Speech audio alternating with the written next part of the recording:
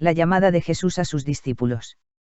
A partir de los diversos relatos de vocación que encontramos en los Evangelios, Marcos 1, versículos del 16 al 20, Lucas 9 versículos del 57 al 62 y Juan 1, versículos del 35 al 51, podemos esbozar una reconstrucción de los hechos que están en el origen de los relatos de vocación, y situar la llamada de Jesús en el contexto de las experiencias vocacionales de su época.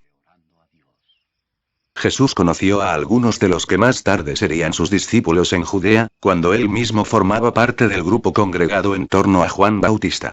En un momento posterior, que resulta difícil determinar, vivió una profunda experiencia religiosa que le hizo descubrirse a sí mismo y su misión desde una nueva relación con Dios, bautismo, tentaciones.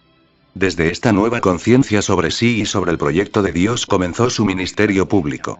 Al comenzar dicho ministerio llamó a algunos de los antiguos discípulos de Juan, que habían vuelto a sus lugares de origen, para que le siguieran y colaboraran con él en la misión que pretendía llevar a cabo. Es posible que esta llamada se haya repetido más adelante con otras personas hasta llegar a formar un amplio grupo de discípulos y discípulas. Fue Jesús quien tomó la iniciativa a la hora de llamar a sus discípulos, y lo hizo demostrando una gran autoridad. Dicha llamada tenía como objeto, en primer lugar, el seguimiento, que implicaba una estrecha relación con él. Pero Jesús llamó también a sus discípulos para que colaboraran en su misión cuando estuvieran preparados para ello. Responder a esta llamada supuso en la mayoría de los casos una ruptura con la familia, que era entonces el principal referente social. Finalmente, lo más probable es que esta respuesta a la llamada de Jesús y las renuncias que implicaba se fuera dando progresivamente hasta llegar a una total adhesión a él y a su proyecto. Esta reconstrucción hipotética basada en el análisis de los textos y de las tradiciones de las que estos dependen adquiere un significado particular cuando la situamos en el contexto de la sociedad palestina del siglo I. Jesús no fue el primero ni el único que reunió en torno a sí a un grupo de discípulos, pero ciertamente lo hizo de una forma nueva que revela su conciencia sobre sí mismo y sobre el proyecto de Dios. En el mundo de Jesús había diversos tipos de relación discipular, y cada uno de ellos presuponía un tipo de llamada. He aquí algunos de los más importantes. En torno al siglo I surgieron una serie de profetas que lograron congregar en torno a sí un grupo numeroso de seguidores. Algunos de estos grupos tenían fuertes connotaciones apocalípticas, y esperaban una inminente intervención de Dios. El grupo de Juan Bautista, que puede incluirse en esta categoría, nos permite hacernos una idea de cómo llamaban a sus discípulos estos profetas. No se trataba de una llamada personal, sino de una invitación general. Su objetivo no era la relación con el Maestro ni una misión ulterior, sino la preparación personal para la manifestación definitiva de Dios que estaba a las puertas. En el ministerio de Jesús encontramos también una invitación general a la conversión ante la inminente llegada del reinado de Dios, pero además encontramos otro tipo de llamada personalizada que tiene que ver con su persona y con su misión. Otro modelo de relación discipular en tiempos de Jesús era el practicado por los maestros de la ley en el círculo del movimiento fariseo. La relación entre maestros y discípulos era muy valorada por ellos, y fue el pilar sobre el que se asentó la tradición rabínica que más tarde daría lugar al judaísmo tal como hoy lo conocemos. Después de la destrucción del templo de Jerusalén en el año 70 después de Cristo, el movimiento fariseo se convirtió en el grupo dominante dentro del judaísmo. Este hecho tuvo mucho influjo en algunos grupos cristianos, y por eso a veces en los evangelios Jesús es presentado como un rabí, y la relación entre él y sus discípulos se parece mucho a la de los maestros de la ley con los suyos. Sin embargo, entre el modelo de discipulado fariseo y el de Jesús hay importantes diferencias. Aunque algunos maestros suscitaban en sus discípulos una intensa adhesión personal, el principal objetivo del discipulado rabínico era enseñar la ley y su recta interpretación. La figura del maestro solo tenía un papel instrumental, y de hecho no era infrecuente el cambio de maestro. Además, no era el maestro quien solía elegir a sus discípulos, sino que eran estos quienes solicitaban entrar a formar parte de su grupo de discípulos.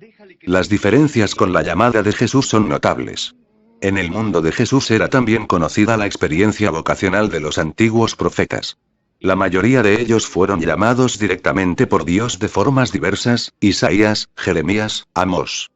Ya hemos visto que uno de estos relatos vocacionales, el de la llamada de Elías a Eliseo, fue utilizado por los cristianos de la primera generación para formular la llamada de los primeros discípulos. Las semejanzas entre la llamada de Jesús y la de Elías son notables: invitación personal, ruptura familiar, misión, pero en la llamada de Jesús encontramos también significativas novedades: vinculación personal a Él, radicalización de las exigencias. En todo caso, no es improbable que la tradición sobre Elías, un personaje muy importante en la vida de Jesús, inspirara de algún modo la forma en que llamó a sus discípulos. Así pues, la llamada de Jesús a sus discípulos no fue algo absolutamente novedoso. Existían diversos modelos de discipulado y el hecho de que un maestro o profeta invitase a otros a seguirle era relativamente frecuente. Jesús asumió elementos de estos modelos culturales a la hora de llamar a sus discípulos, pero al mismo tiempo, en su forma de llamar a los que luego serían sus discípulos encontramos una serie de elementos nuevos cuyos efectos perduraron en las primeras comunidades cristianas. Estos rasgos característicos son la clave para comprender el significado y alcance de la llamada de Jesús.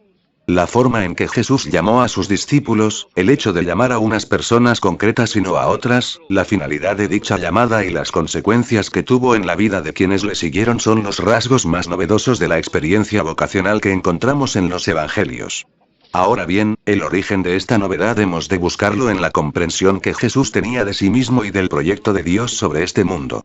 Por eso, la peculiaridad de la llamada de Jesús nos remite, en última instancia, a estas dos coordenadas, y gracias a ella podemos entenderlas mejor. Para finalizar esta presentación, vamos a detenernos en estos 4 rasgos característicos que determinan la novedad de la llamada de Jesús. 1. Jesús llamó a sus discípulos con una autoridad poco común. El hecho de que fuera Él quien tomara la iniciativa, y la autoridad con que lo hizo, revelan una conciencia muy particular acerca de sí mismo. Al actuar así, Jesús se sitúa en el lugar que Dios ocupaba en los relatos de vocación del Antiguo Testamento. En dichos relatos era Dios quien llamaba directamente a los caudillos y profetas del pueblo, para encomendarles una misión.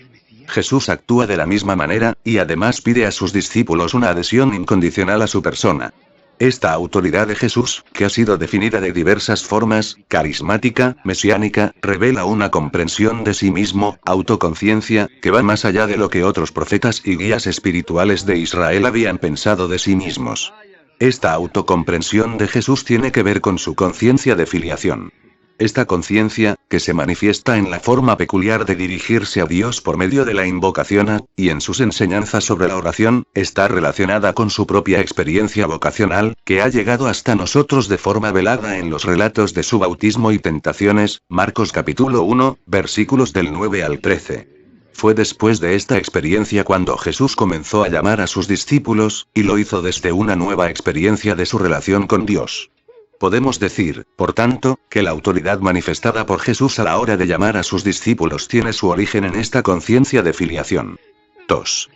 Fue Jesús quien eligió a sus discípulos. Marcos lo expresa con una frase lapidaria, cuando dice que llamó a los que quiso, Marcos 3, versículo 13. Aunque a veces la iniciativa para incorporarse al grupo de sus seguidores procediera de aquellos a los que había curado o liberado del demonio, Marcos 5, versículo 18, el grupo de sus seguidores más cercanos fue elegido por él. Este es un dato significativo que podría revelar las intenciones de Jesús, y que tiene poco que ver con la idea tan difundida de que llamó a unos y pobres pescadores de Galilea. Lo que los relatos de vocación nos dicen acerca de la condición social de los discípulos de Jesús es algo muy distinto. Pensemos, por ejemplo, en el relato de la vocación de Santiago y Juan. En la escena, además de ellos y su padre, se encuentran los jornaleros. ¿Por qué llamó Jesús a los hijos de Zebedeo y no a sus jornaleros? Santiago y Juan, lo mismo que Leví, y en cierto modo Pedro y Andrés, pertenecían a un nivel social relativamente elevado. Zebedeo poseía una barca grande, pues necesitaba contratar jornaleros. Sus hijos, como él, debían conocer el sistema de impuestos, las artes de la pesca y cómo vender las capturas a las factorías de salazón, además de todo lo referente al transporte de mercancías, que era su principal ocupación una buena parte del año. Leví era un recaudador de impuestos, un oficio que requería también notables habilidades. Pedro y Andrés podían permitirse pasar una temporada en Judea escuchando a un nuevo profeta. Es significativo que ninguno de estos discípulos de Jesús fuera campesino. Estos datos no pueden ser casuales. Jesús tenía un programa y para llevarlo a cabo necesitaba personas capaces, que tuvieran cierta movilidad. 3. Jesús impuso a sus discípulos condiciones de extrema radicalidad. La más importante de todas fue, sin duda, la ruptura con la casa, que era la principal institución social en el mundo helenístico romano. El núcleo vital de la casa eran los miembros de la familia, que formaban una unidad de producción y tenían la obligación de conservar y acrecentar el honor y el patrimonio familiar. La relación dominante en la familia helenístico-romana era la que unía al padre con el hijo, porque sobre ella se asentaba la continuidad de la familia. Este es el marco en el que hemos de situar los cambios que se producen en la vida de los que son llamados por Jesús. Dejar las redes, abandonar al padre, dejar la barca, levantarse del mostrador de impuestos, vender las propiedades, o dejar de enterrar al propio padre son actitudes que apuntan en una misma dirección. La ruptura con la casa, la institución que entonces podía proporcionar más seguridad y apoyo a los individuos. En los relatos de vocación no queda claro si la ruptura con la familia es una exigencia o una consecuencia de la llamada de Jesús. En cualquier caso, podemos preguntarnos por qué el seguimiento está tan relacionado con esta ruptura. La respuesta no es sencilla, pero la estrategia seguida por Jesús con sus discípulos más cercanos se parece mucho al primer estadio de los ritos de paso en muchas sociedades tradicionales. Dichos ritos comienzan provocando una drástica ruptura con la situación anterior. Viene después una segunda fase intermedia, llamada de liminalidad, en la que se va operando la transformación. Y finalmente una tercera fase, en la que se da la agregación al nuevo grupo o situación. La analogía puede ayudar a entender que la ruptura con la institución más determinante para el individuo en aquella sociedad era el primer paso de un proceso tendente a crear una nueva sociedad gobernada por la voluntad de Dios. El discipulado y la incorporación de los discípulos a la misión de Jesús podrían ser los otros dos pasos del proceso. 4. Jesús llamó a sus discípulos con una intencionalidad concreta. Según la expresión de Marcos, y para que estuvieran con él y para enviarlos a predicar. Esta doble finalidad es característica de la llamada de Jesús. En ninguno de los grupos religiosos de la época encontramos una exigencia de adhesión personal como la que encontramos en Jesús. El imperativo "y sígueme" constituye el núcleo de su llamada. Seguir a Jesús, ir detrás de él, constituirá el centro del estilo de vida de sus discípulos. Jesús llamó a sus discípulos, en primer lugar, para que establecieran una nueva relación con él, una relación que implica no solo el aprendizaje de su doctrina, sino la imitación de su estilo de vida y la identificación con su destino. Esta identificación con Jesús es, además, la condición para que los discípulos puedan ser enviados a anunciar y hacer presente el reinado de Dios. Estas dos finalidades de la llamada de Jesús nos revelan, una vez más, algo acerca de su conciencia filial y de su comprensión del proyecto de Dios. Él es el mediador del reinado de Dios que ha comenzado a llegar. La difusión de este anuncio es urgente, y por ello se rodea de un grupo de discípulos que le ayuden en la tarea.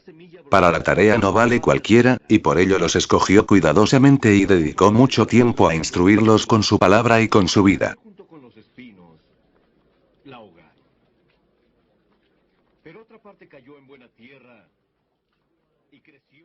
Vemos el paralelismo de la llamada de Jesús a sus discípulos hace más de 2000 años, y la misma llamada hoy. Que Dios los bendiga, y si les ha gustado este vídeo, suscríbanse a este canal, pues estaremos subiendo vídeos para crecimiento espiritual a menudo.